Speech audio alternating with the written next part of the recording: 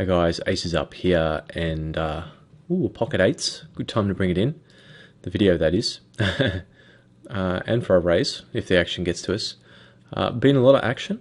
I feel I've been playing very good and really stepped up the aggression. So I think white Rabido could call pretty light here. Let's see if I can bring up some of the hands, some of the action we've had. No, he still folds. He opens with a decent frequency. And so I've been attacking him quite a bit. Situations like this have come up a bit. Going to min there. It's been very aggressive. You can see just here attacking him from early, just attacking him from everywhere because he opens pretty loose.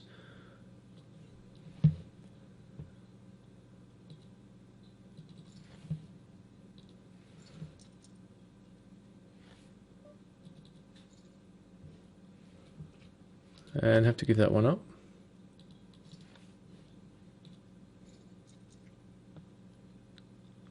Had a really good spot before. I'll bring that up as well. I think we're going to have to let that one go. There's a few more players behind, and he might just be getting sick of us enough to... You can see here the ace-5 here. We've got a pretty aggressive opener. A guy who's a little bit on the Lucius side flat, so we get a really nice squeeze in there. It only has to work around 45% of the time, and I think it works all the time. Well, not all the time, but I think it's working a really high percentage there. This guy could be speculating with a lot of hands that he can't call with, some Jack-Queen suited and pocket fives and stuff like that. He's probably going to call with those. He's that sort of player. This guy's been opening very loose, and it just looks really strong from the small blind there. And just maintaining the pressure. Yeah, everything's been going pretty good. And so they've just moved white Rabido, so we must have lost someone in balancing up the tables. We're actually 9 of 10 though. It's been hard to actually get any big double ups. 24. I think we're going to have to fold this just because of the bubble. Only top 8 get paid, remember. This is a 55 rebuy. We got off to a pretty good start in it. Last part we had a few chips and 8. We'll raise that one, but it's close. And I think I'm going to raise on this guy. He's actually... it seems kind of tight, but...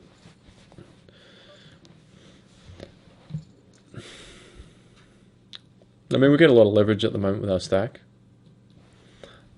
It's kind of hard for the players to play against us. I mean, they can just 3-bet commit to us, but I mean, it's a little bit awkward for them to 3-bet fold. I made it a little bit larger here. Could be suspicious to the more observant opponent. Poker Onyu is quite suspicious. He knows it's a bubble. He might shove a little bit here. This is a very interesting flop. So 1, 2, 3, 1, 9. I think I'm just going to bet really small here, and then just caress it. Let me just bet over there first and bet there. So if I bet 3 and he calls, there'll be 12 in there. Yeah, I think I will bet that much actually.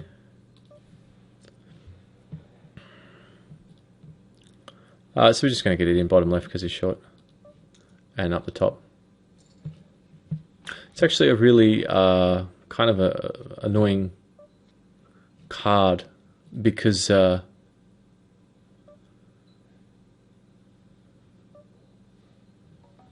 me think about this. 10, 8, Jack 8, 9, Jack Queen. No, Jack Queen I think would have jammed. 6, a king. He might think we picked up hearts. I think I might check this now on that card actually. I had actually planned to barrel, to shove the turn. But the problem is he might be suspicious of it because he might think we've got a 7, a jack, hearts. We do beat an 8. I don't think he's going to have many 9s. I don't know if he's folding it. He's definitely not folding an ace, but I don't know if he's folding a 10 on the turn. And that's really the key thing, is if he does have the 10. So he has the same hand, so that's interesting. He would have folded turn, I dare say. So we could have folded him off the same hand. Yeah, I mean, he probably would have shoved an ace pre. So it's looking like the problem is that it's kind of a good card for us to. I mean, it might give him more equity, but at the same time, it sort of might give us some more bluffing hands, more barreling hands, that 9. So if he's got, for example, say he's got Queen 10, I don't think he's folding it because now he's got a gutser, and we might bluff with hearts or King Jack or something like that. And King 10, hands like that, I just don't think we're folding them out. So, I mean, he might jam those pre, though, so that's the real question, is what does he jam on his pre when we open sort of M8.5 button in the bubble, though. So, I don't know. It's hard, You would think he might even jam. Like, King 10 suited, I think he would just jam. But King 10 off, I'm not sure. 10 Jack off, I think he might just call with it. So he can have those types of hands, and he's not folding turn. Yeah, so it's an interesting hand. Definitely, you can jam turn and try and fold out a 10, I guess. But our hand is it's just that sort of, in that sort of difficult spot where I don't think we're actually going to fold a 10 anymore on the turn. A lot of 10s, some might. And we're actually ahead of a lot of hands now in case he's got an 8. Not a lot of hands, but, we're ahead of a decent part of his range, and another decent part of his range is just not folding.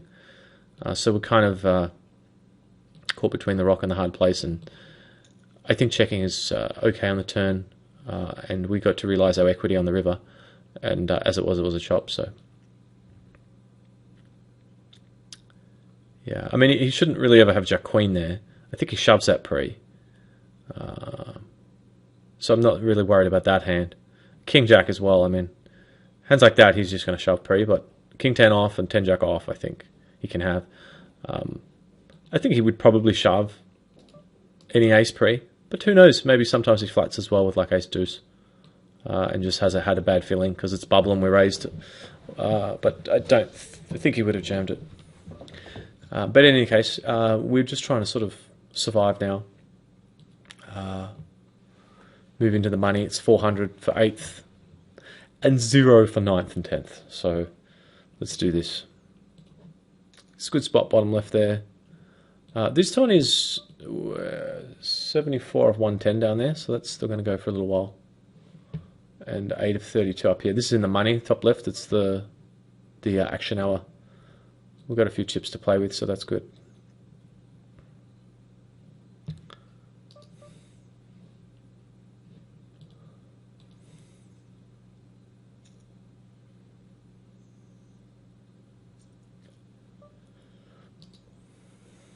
It'd be a good spot to have a few more chips, this top right one.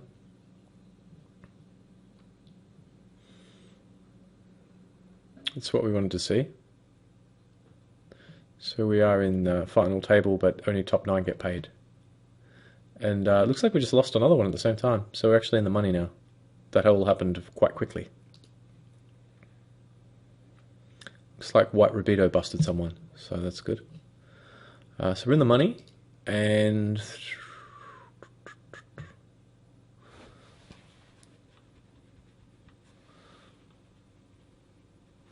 thinking about actually raising here. That's actually not too bad a spot to raise. I mean, it just looks quite strong, I think White Rubido is going to hand read and think, well, Kel's kind of short, because I know him really well. It's kind of short. He's raised into the big stack. I mean, it looks strong, we've raised into the big stack, and at the same time, this guy's a little bit tight. Having said that, White Rubido might just punish us and jam it in. But I think he just folds a lot here. And he does, so we sneak that one through. So, just really using our stack size to our advantage there and the situation. We just got to final table. We've opened up for a min-M sort of 7, just borderline 7, M7, and it just kind of looks like we've just woken up with a hand, I think. We've raised into the big stack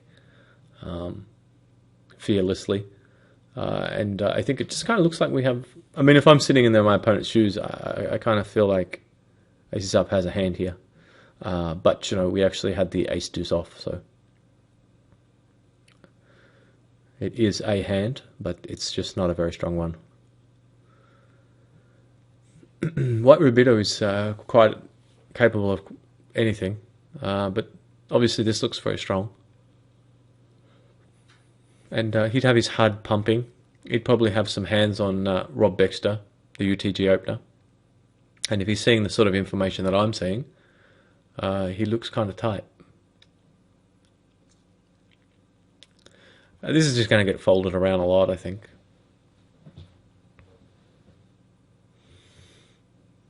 His pricing, the size he's made it is quite good, because even if they've got a hand like eights, it's not a great proposition to call. If Poker Onu's sitting there with a small pair and he's decided to call because he's getting a good price, he's definitely not getting a good price anymore.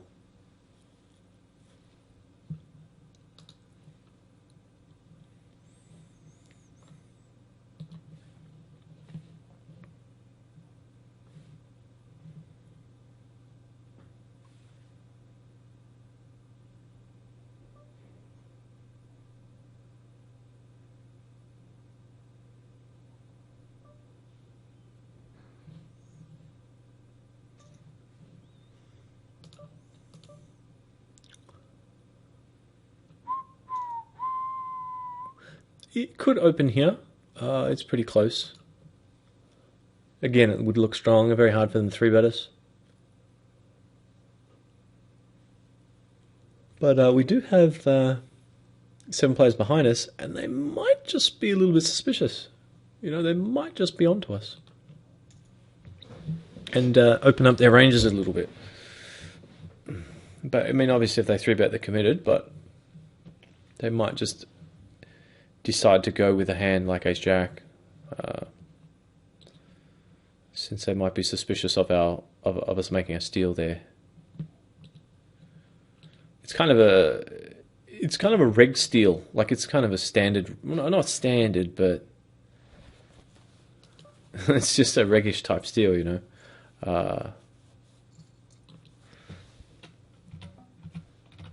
The old ace blocker M7 UTG looks strong steal type of thing. And look at that, we would have ended up with a flush, but not that high.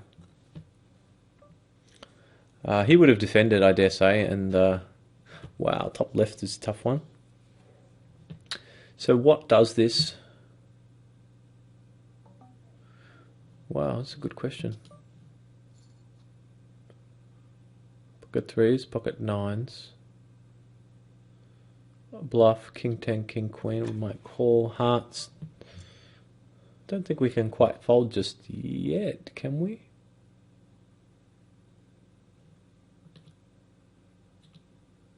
You know what, I'm just going to fold, and it's very nitty and potentially bad. Here I'm going to defend. Am I going to defend?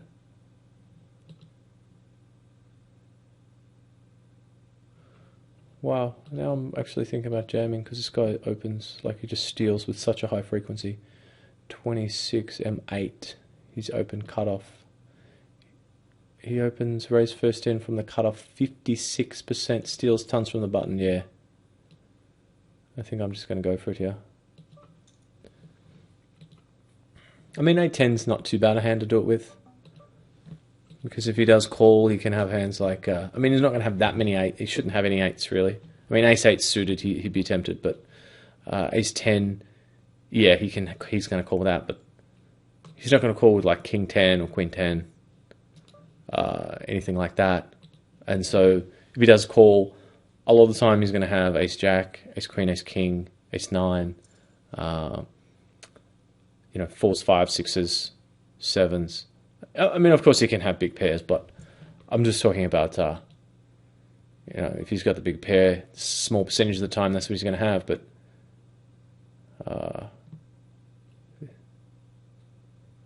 36. But I'm just talking about those sort of outliers that he's going to call with as well, the hands that we actually do quite well against, which is what boosts our equity enough to make that play reasonable. And I mean, we just need to get chips. You know, we're 8 of 8. We need to take any opportunity we can right now. And we also, in that instance, get pretty good... You kind of threaten his stack a bit. I mean, he does have 40k, but, you know, we would have halved his... We would have made him the short stack and, you know, put a decent dent, halved his stack. So that's a consideration he's got as well, is that it's kind of a significant pot to lose. You know, so... don't expect him to call, you know, super light.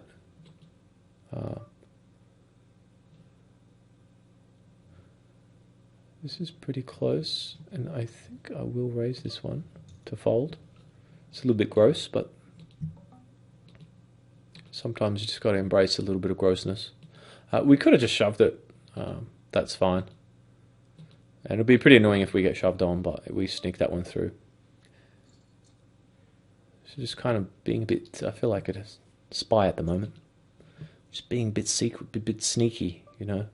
The 8-10 3-bet whack and the King-9 open. I mean, it's pretty standard normally, but it's just...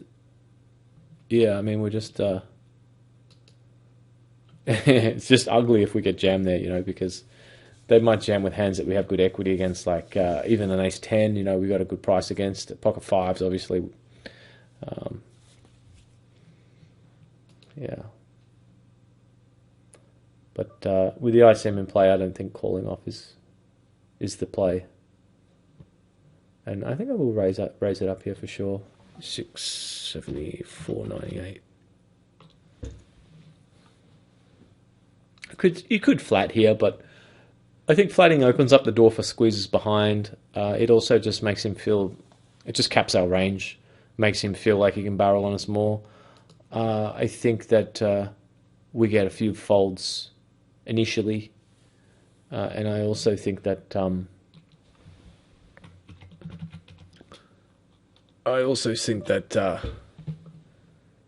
we take it down with C-bets a lot. But this is a pretty bad board. I mean, he can definitely have Ace-10 and 10-Jack, King-Jack, King-10, King-Queen, and hands like that.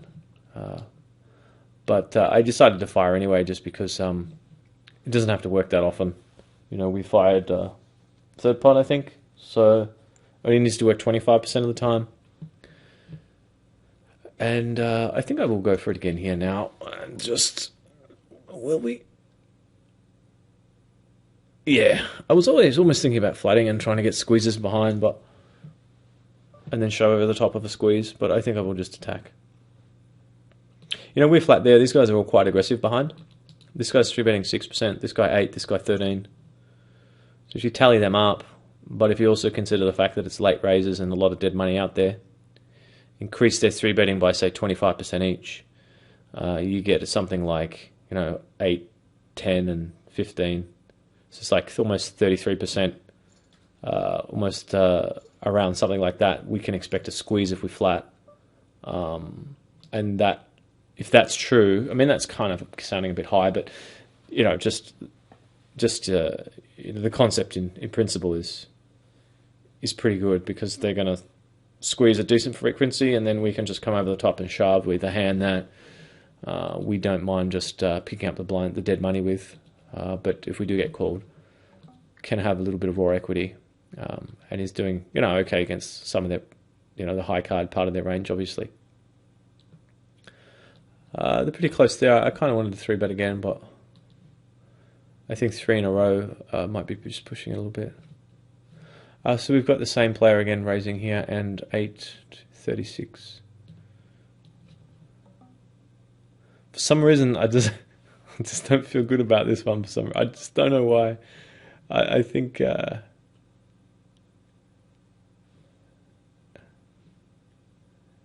36.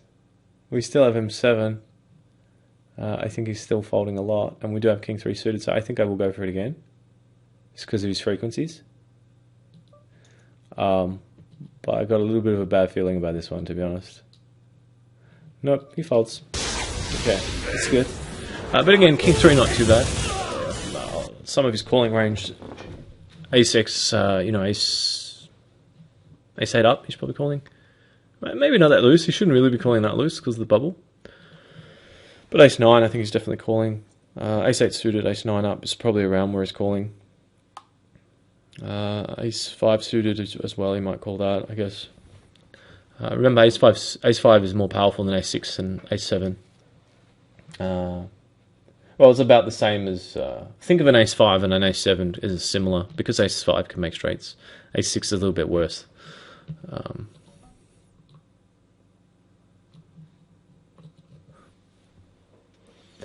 So I think ace 5 suited and ace 8, ace 7 suited, ace 8 suited, ace 9 off. Ace 8 off, I think he might call with that as well, actually. But, I mean, he's probably... The thing is that he probably shouldn't call with it because of the bubble. But at the same time, I just don't think he was going to... This sort of player, reg on reg, he's like, hey, this is up, come on, you're not going to push me around, man. This is enough. Like, who do you think I am, kind of thing. I'm calling. Yeah, I mean, just to take a stand. Just to not get abused. Just to not get exploited too viciously. Because right now, he's just opening so wide. I mean, he just does. That's his style. And I mean, it's good. It works for him. But right now, we've just got that stack depth where we can exploit that. And I probably wouldn't be jamming with hands with no equity, but we just happen to wake up with the 8-10 suited and the king 3 suited. Hands that are going to do okay against his range. The 8-10 is quite good, and in the case of the king 3, a lot of the time he's going to have, when he calls, ace queen, ace jack, ace 10, ace 9, all those hands I just listed, and king 3's got decent equity against those. He's not really going to call with that many, he's not going to call with ace 3, I don't think, and he's not going to call with king jack down. King queen he probably would. But king jack suited, he probably might call with that as well. But they're the only really king combinations that have us dominated. So, I mean, we're going to have decent equity as well. Yeah, like I said, we're short. We need to find ways to get chips. So I think is this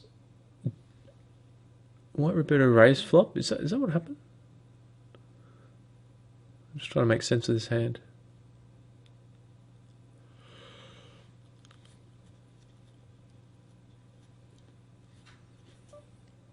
I would have 3-bet top left. I think I'm going to fold now.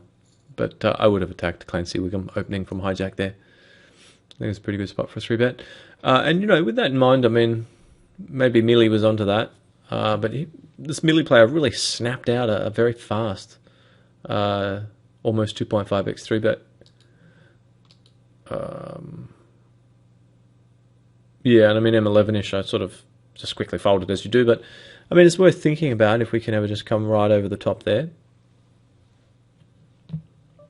I think if I had a hand like Jack Queen suited there, I would just shove over the top, pocket 5s, stuff like that, most of the time. But yeah, I mean, he really snapped that raise out fast, which kind of makes me think that he may actually have had a decent hand, but it's hard to say. It might have just been that he had ace 4 and he was just ready, he just waiting to 3-bet, and then quickly snapped it out to look stronger. You got to be careful reading too much into that sort of stuff. I mean, this isn't a live tournament, looking for live tells. But at the same time, timing tells can be useful. It actually folded earlier because of a timing tell.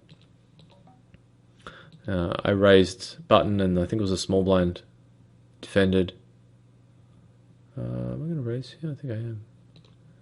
And I had king 5, and the flop was ace king 2 or something like that. 2 hearts. I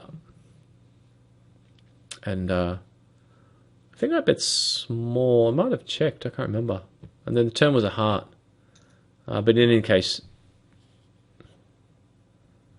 the turn. I'm just botching this hand. I don't normally do this. I'm normally very specific with my hands. Oof. How did that not get uglier? Wow, that's annoying.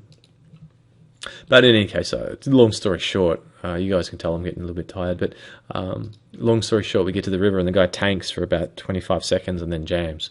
And I didn't like it. I thought it was a bit smelly.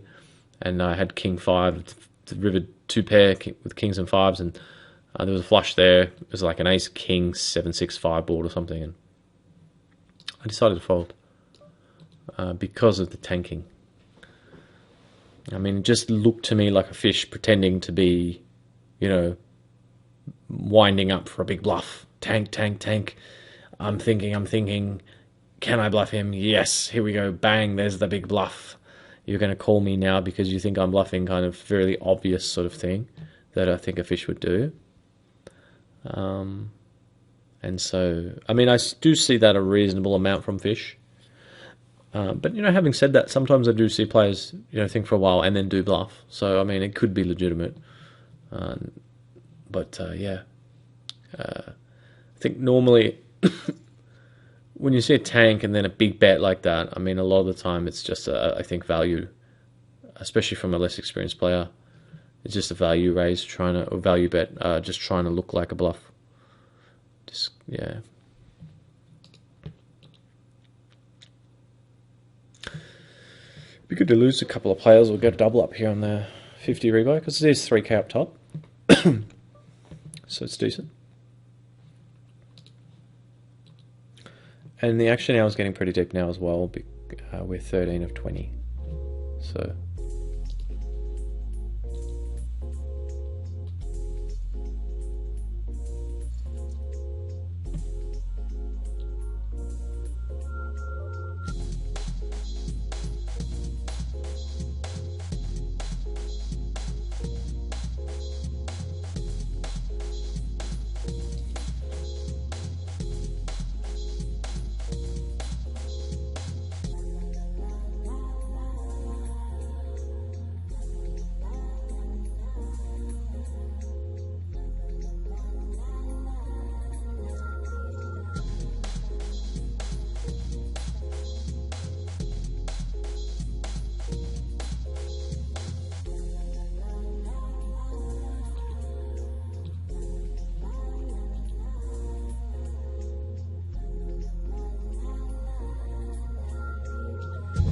So, I wasn't sleeping then, guys. I'm still awake here. It is actually 10 AM here. I'm actually not feeling too bad. I'm feeling okay. Break time and back with final table action. Well, back soon. You guys know what I mean. Let's do this. Let's crush these guys.